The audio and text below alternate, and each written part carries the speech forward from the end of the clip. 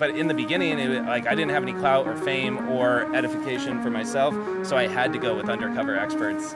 I'd never really thought about the fact someone like, not to throw someone like Kim Kardashian under the bus or whatever, but what I found is people are like, oh, she's famous for nothing. Why does she have so many followers? Oh, she did something. There's always some value. She's providing value to her followers in some way, even if you can't see it initially on surface. So that is a good definition of product.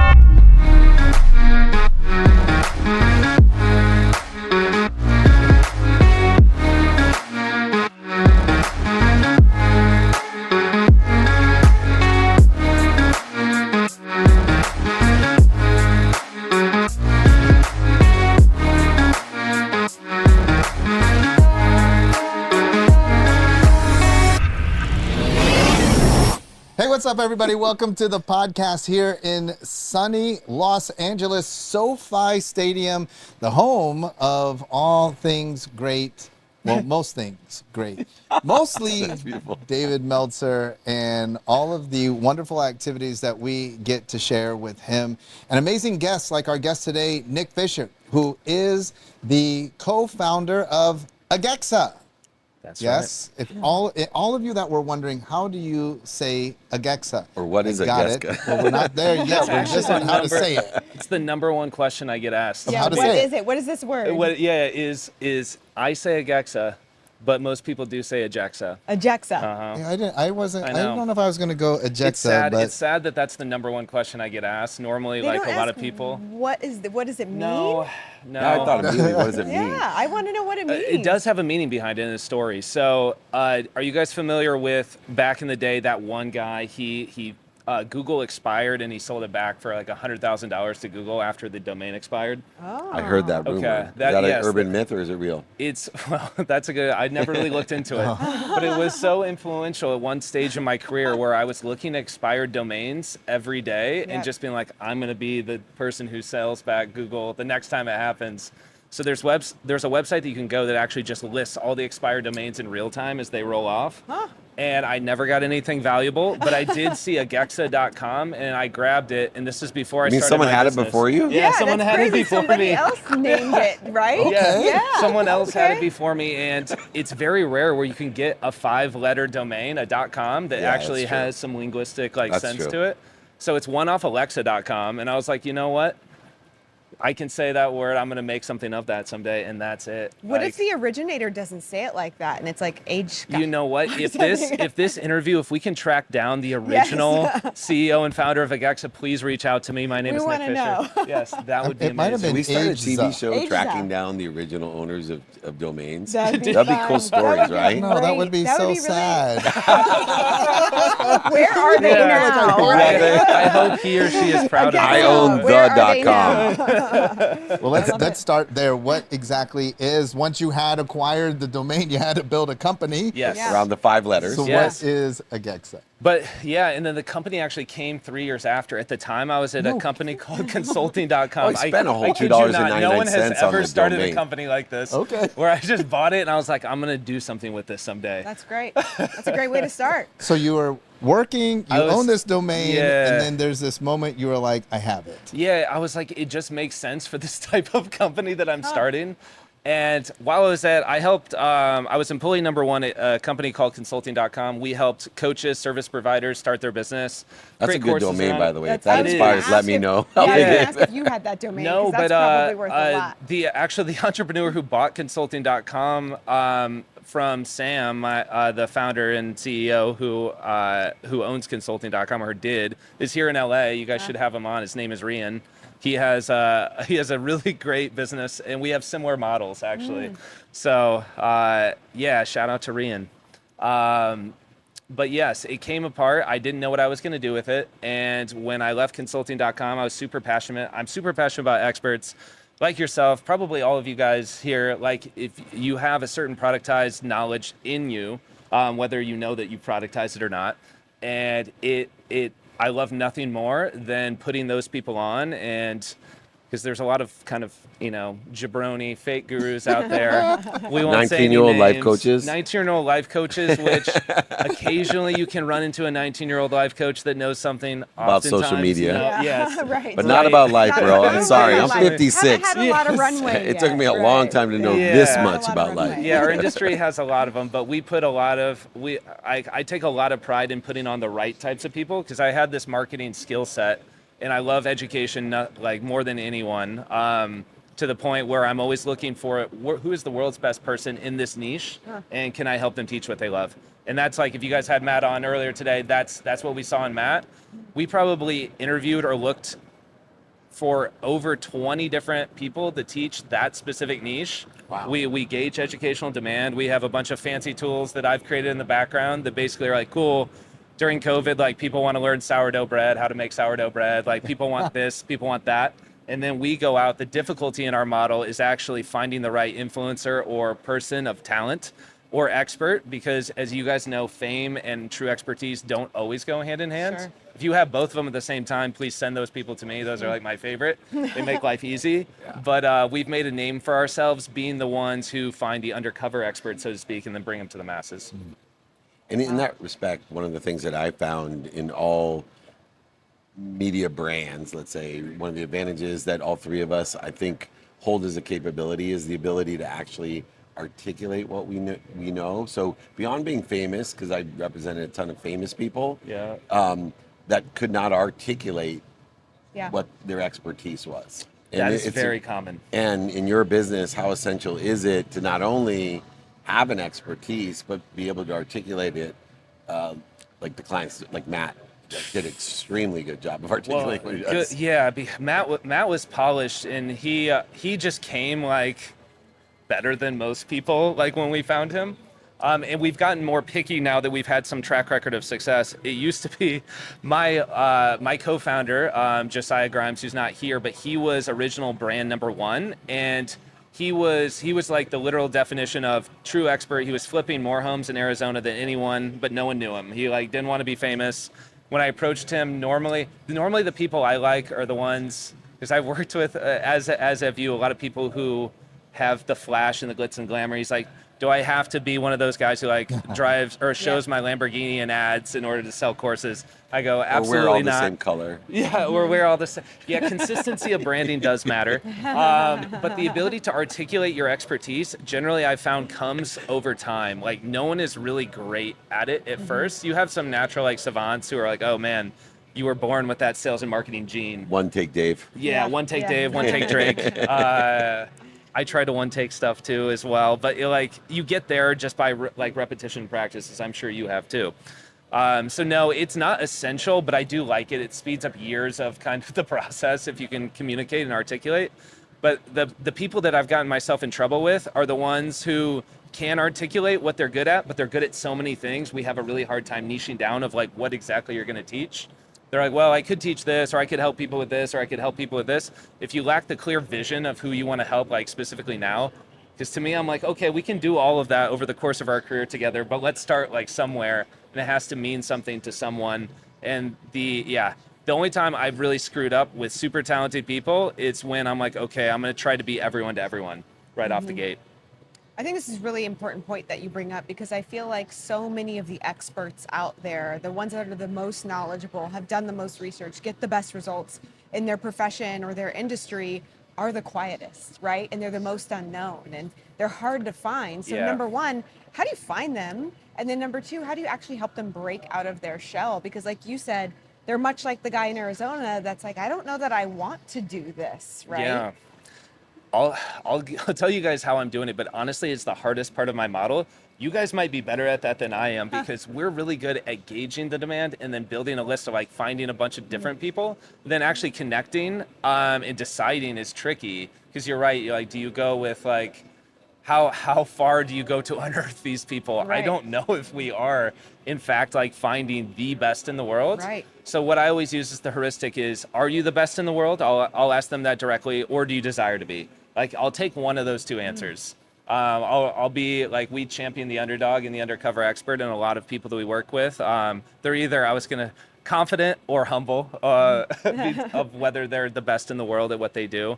But yeah, we certainly gauge that and then do our due diligence the best we can. But yeah, as far as like our actual process, we're really good at finding the demand of the actual niche itself. The expert still eludes us sometimes for a while until we find them. So it can be years. Like I'm still waiting for whoever wants to be the next Dave Ramsey for the next generation of like personal finance. That's the biggest niche that I've yet to find the right person.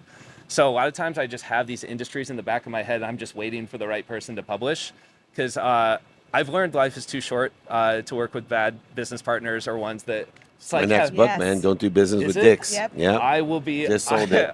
That's what I'm an expert I'll in. buy it today. Doing It's business free with for dicks. $6. Oh, sorry, guys. I'm kidding. I used to. I don't Hey, we're in business together. Yes. So I'm gonna That was pre-order. You're not in my book. Pre-Sean and Lacey. Pre-Sean and Lacey. That I was to was- say you're the yeah. you're the ending chapter. Yeah, the last And I when you know. learn these lessons, Yeah. these are the partners This you're is gonna who you- have. But That's it right. feels so good when you finally get it right. All right. Yeah, because for a while I underestimated that having a business partner is like having an additional spouse. Yes. Yeah. 100%. And Or when- actual spouse. or an actual spouse. Yes. Like you're either work spouse or actually you get in business with who you marry. And Absolutely. breakups are like divorces. We tell our They clients are. that all They're the time. painful. A partner dissolution is just as bad and sometimes worse. Yeah. Yes. Yeah, because it's like dividing up the kids, dividing up the business assets, Oh. or like.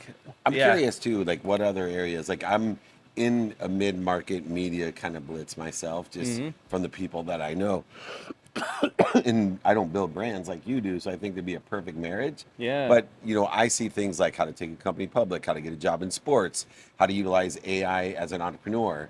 Like Ooh. right, these are the ones that I've come up with, but I don't have, it's not my Ooh. main business. Yeah. For you, what have you seen as being like, besides the Ramsey one, which I agree with, by the way, is there something else in entertainment that's more like American Idol like that's more mass? There is, like, there's two ways to go about it. You can either tap into existing demand, or you have such a good, like, quote unquote Steve Jobs sense about what the product should be that you're like, I'm going to create my own demand here for it. Between those three that you listed, can I send you like a more in-depth like report of all those niches? Yeah. 'Cause we monitor, the coolest thing that we do at Agexa and New Reach is we monitor over 20,000 courses out there on the web. It used to be every week, but it was getting expensive. It costs us like $75K a year to run this web crawling across all of these that we found. So we do it every month, and then I rank the niches. So like right away, like AI and automation and people, that's such a huge demand for right now. There's a lot of fear, some warranted, other maybe not so warranted, or it's further away. But regardless, it's causing people to be like, I don't understand this current world that we live in. How do I leverage AI in whatever type of job opportunity I am in order to like learn a valuable skill that will actually be worth something in 20 years? So a lot of people are looking at their industries. We always talk about like, is there any industry that AI isn't going to disrupt, at least eventually? Some are more prone to like initially than others. Yeah. And it's like, dang, I'm having a hard time finding ones that are completely safe, especially once tool. robotics gets there. Yeah. Yeah, exactly. So like that is definitely in demand. And then what were the other two that you were considering? How to get a job in sports. How to get a job in sports has demand for sure. And then it's not as how to big as take a AI right company now. public. And how to take a company public. Let me think on that. I can't I think have of any mine comps too. right I'm like, now. I'm Yeah, gonna what is have it? to What get do you mine. mean? What do you got? What do you got? I'll look No, up I'm any curious. of these for you What do you got, guys. Lace? Yeah, Longevity and biohacking from a female's perspective. that definitely has a ton of demand. I know an expert. Like the female. And she can articulate value. Yeah, Yeah, right. exactly. Yeah, no, like I love. We should have further conversations on there. I'm curious your unique perspective on it, or like Absolutely. your guys' all unique approaches. Typically, how these conversations, I'm like, great, you're an expert. You want to be the best at it, or you currently are the best. What is where do you see people getting it wrong, or where are people screwing up right now, and how do you solve that problem? Okay, so once you discover the expert, Yes. your particular expertise is in marketing and selling that brand. Go-to-market strategy. Yeah. Most experts, that is actually the opposite, because they're like, I'm really smart about this thing, Yes. and I don't want to. And we talked about that a little bit, but in your model, how do you elevate these brands? And one thing that's very interesting to me, I also want to know as a sub question to this, ethically, you've discussed this, but do you ever think like, what if I'm being tricked? what if I'm elevating this person and at the end of the day, they actually don't know what they're talking about? Yeah. You find you find that out pretty quickly, like Okay. within a month or two, generally speaking, because they actually can't help someone get to an outcome. And so but you don't know for sure. Like there's certain niches where I can do the due diligence and I'm like, okay, I can suss this out. But to let you guys know, this we fail about like 50% of the time when it's go to market Really? historically. Yeah, like Wow. of the 10 plus brands that we have like in our collection or partners that we have, Matt being one, Matt doing well, thankfully, but you never truly know. And that's one of the, I think that's 'Cause one the of the variable flaws. is the other person. Right? Yeah, like a lot of people have asked me on other podcasts, I'd love to get into what you do. I'm like, don't, it's really hard. I underestimate the difficulty. It looks easy. Well, that's why I got the ideas, but I can't Yeah. do that. So I'm like, But I help me. appreciate the honesty around that because it is difficult to elevate a brand. And Yeah. like we know how hard it is to elevate a brand and then once it's elevated, sustain it there as well. Well, how do you have To the sustain patience it. to do it? Because even Yeah. knowing Matt's talent, for example, and I get why Yeah. he's successful, it's also a long game. Yeah. Because I don't care how good you are, especially the unknown talent. Yes. It's a long game before you build a big enough community to be successful to have a vending machine. It is, and you guys are catching me at like me reevaluating the business model. Thankfully, right now, like I have the ability to connect with people like yourself, where there's less risk now. If I launch them, it's going to be. But in the beginning, like I didn't have any clout or fame or edification for myself, so I had to go with undercover experts, and I like those people better. But these days, like I want both. I want the people that are experts and already have some built-in distribution or following. To me, like that has become the new definition of product market fit, or like I never really thought about the fact someone like not to throw someone like Kim Kardashian under the bus or whatever. She doesn't care. But it's a good okay, yeah, she doesn't. I like right. She'll I hope she sees this one Right, day. exactly. Me too. I hope she posts it more likely for you. Exactly. But what I found is like people are like, oh, she's famous for nothing. Why does she have so many followers? Well, she did something I've that's aligned learned with my that- specialty. That's how she got famous. Yes. Yeah, like right. Like there's Like, always right. some value. She's providing value to her followers in some Yeah. way, even if you can't see it initially on surface.